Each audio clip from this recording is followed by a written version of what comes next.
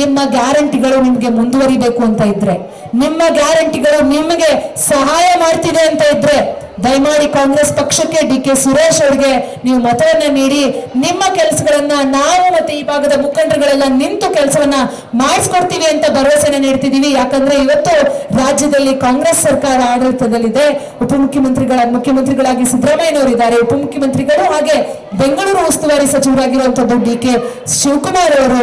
BDO ಇರ್ಬೋದು, BBMP ಇರ್ಬೋದು, ಬೆಸ್ಕಾಂ ಇರ್ಬೋದು, BWSSB ಇರ್ಬೋದು, ಎಲ್ಲವೂ ಕೂಡ ಡಿ.ಕೆ. ಶಿವಕುಮಾರ್ ಅವರ ವ್ಯಾಪ್ತಿಗೆ ಒಳಪಡೋದ್ರಿಂದ ನಾವು ನಿಂತು ನಿಮ್ಮ ಕೆಲಸಗಳನ್ನ ಮಾಡಿಸ್ಕೊಡ್ತೀವಿ. ಹಾಗಾಗಿ ನೀವೆಲ್ಲರೂ ಮತ್ತೊಂದು ಅವಕಾಶವನ್ನ ಡಿ.ಕೆ.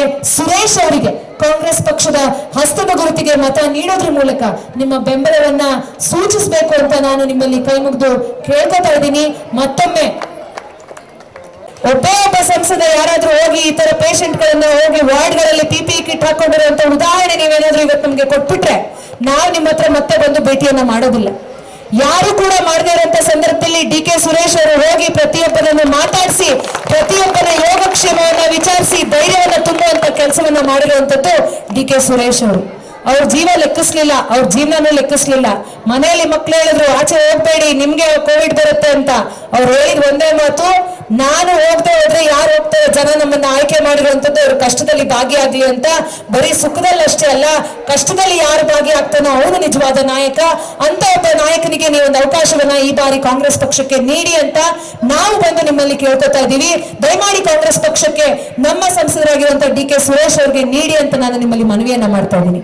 ಇವತ್ತು ಯಾವುದೇ ಒಂದು ಕೆಲಸಕ್ಕೂ ಕೂಡ ನಾವು ಸಂಸದರಿಗೆ ಹೋಗಿ ಹೇಳಿದಂತ ಸಂದರ್ಭದಲ್ಲಿ ತಕ್ಷಣ ಎಲ್ಲ ಕೆಲಸವನ್ನು ಮಾಡಿಸ್ಲಿಕ್ಕೆ ಎಲ್ಲ ಅಧಿಕಾರಿಗಳ ಬಳಿ ಹೋಗಿ ಟೇಬಲ್ ಅನ್ನ ಗುದ್ದಿ ಕೇಳ್ತಾರೆ ಅಂತ ಪದ್ಮಾವತಿ ಅಂತ ಹೇಳಿದ್ರು. ಸುಮ್ಮನೆ ಭಾಷಣದಲ್ಲಿ ಹೇಳಂತದಲ್ಲ, ನೀವು ನೋಡಿರ್ಬೋದು. ನಿಜವಾಗ್ಲೂ ಹೋಗಿ ಅಧಿಕಾರಿಗಳನ್ನ ಮುಂದೆ ಕೂತ್ಕೊಂಡು ಟೇಬಲ್ ಅನ್ನ ಗುದ್ದಿ ನನ್ನ ಕ್ಷೇತ್ರಕ್ಕೆ ಅನುದಾನಗಳು ಬರಬೇಕು, ನನ್ನ ಕ್ಷೇತ್ರಕ್ಕೆ ಕೆಲಸಗಳಾಗಬೇಕು, ಹಾಗಾಗಿ ನೀವು ಹೆಚ್ಚಿನ ಅನುದಾನ ಕೊಡಿ ಅಂತ ಹೇಳಿ ಅಧಿಕಾರಿಗಳಿಗೆ ಟೇಬಲ್ ಅನ್ನ ಗುದ್ದಿ ಅನುದಾನಗಳನ್ನ ತೆಗೆಸ್ಕೊಂಬರುವಂತ ಕೆಲಸವನ್ನ ಇವತ್ತು ಸಂಸದರು ಮಾಡ್ತಾ ಇದ್ದಾರೆ. ಹಾಗಾಗಿ ಸಂಸದರಿಗೆ ನೀವು ಇನ್ನೊಂದು ಅವಕಾಶವನ್ನ ಡಿ.ಕೆ. ಸುರೇಶ್ ಅವರಿಗೆ ಅವಕಾಶವನ್ನ ಕಾಂಗ್ರೆಸ್ ಪಕ್ಷಕ್ಕೆ ಅವಕಾಶವನ್ನ ಮಾಡ್ಕೊಡಿ ಅಂತ ಕೇಳ್ತಾ ಇದ್ದೀನಿ.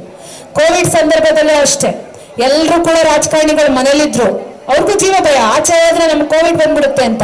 ಆದ್ರೆ ಇವರು ಪುಣ್ಯಾತ್ಮ ಏನ್ ಮಾಡಿದ್ರು ಅಂದ್ರೆ ಎಲ್ರು ಕೂಡ ಹೇಳಿದ್ರು ನೀವು ಮನೇಲಿರಿ, ನಿಮ್ ಜೀವಕ್ಕೆ ಯಾಕೆ ಅಪಾಯ ತಂದ್ಕೋತೀರಿ ಅಂತ. ಅವ್ರು ಹೇಳಿದ್ ಒಂದೇ ಮಾತು, ನನ್ನನ್ನ ಆಯ್ಕೆ ಮಾಡಿ ನನ್ನನ್ನ ಜನಗಳು ಆರಿಸಿ ಒಂದು ನಾಯಕನಾಗಿ ಮಾಡಿದ್ದಾರೆ.